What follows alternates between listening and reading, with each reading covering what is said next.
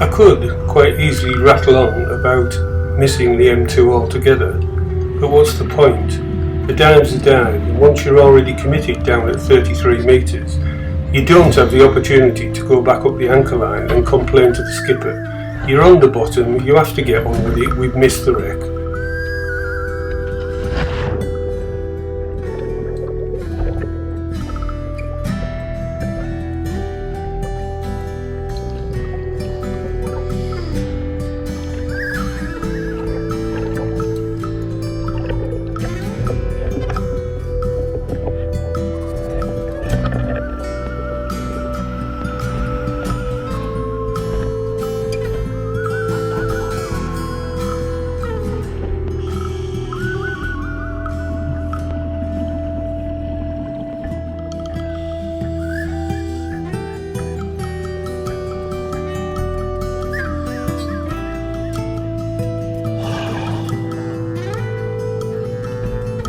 And now you can see exactly what I mean. Here's the bottom, the 56 pound weight trailing along the bottom. What it does do is give me the opportunity to talk about structure, as I've done in a previous video. Here you can see on the bottom there's almost no structure. There is a silty bottom with broken shell here and there, and then occasionally one or two bits of structure sticking out. This bit of structure is an old shell casing, and as you can see there's an edible crab sitting inside of it. It was one of the few bits of structure we came across. Occasionally you would see odd bits and pieces sticking out of the bottom. Here was what looked like an old piece of rope sticking out of the bottom with a brittle star, a little crab scurrying off, a few shells, and occasionally, as you can see just off to the left there was some very small sea urchins.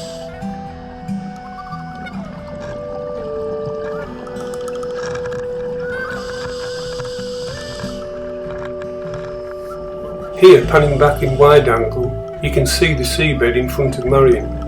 There's almost nothing on it, the odd shell, the odd crab, that's about it. This is why structure is so important. The more structure there is, the greater diversity of wildlife there is in that area. It is as simple as that.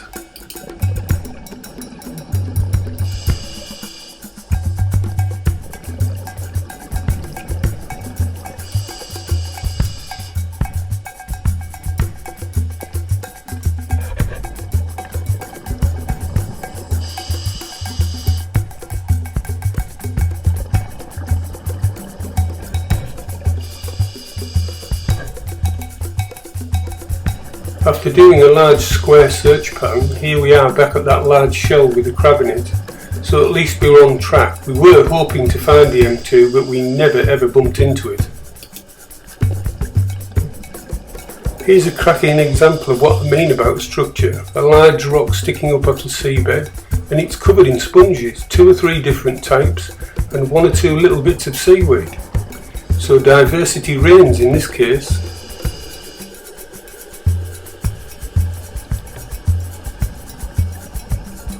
I thought I'd just follow Marion for a little while. The interesting thing is if you look down into her torch beam, you can see exactly what the seabed looks like. A gravelly bottom with bits of shell here and there. The result, you can see very little sea life. In fact, what you get is specialists and nothing else, and most of those are in the muddy bottom underneath all the gravel.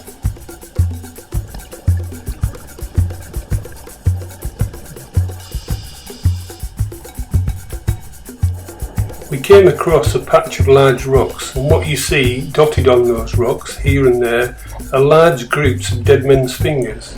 They're everywhere to be seen, and they're actually out feeding in the tide, as you can see.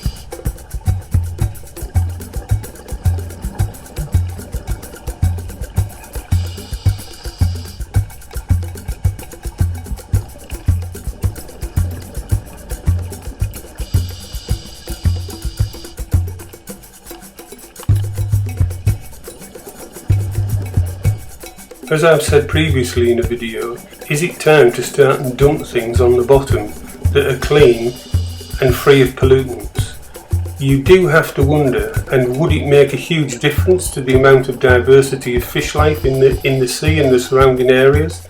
It may also improve fishing catches, So why not give it a try in some controlled areas?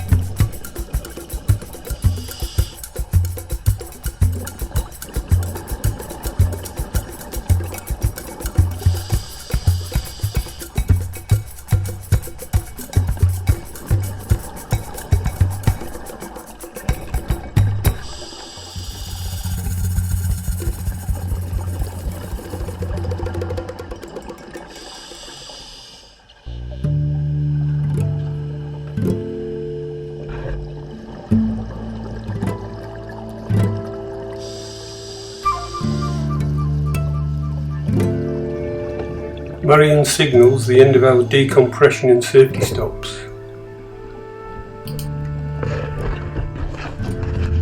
Thanks very much for joining us on this ocean odyssey, and we'll see you again shortly.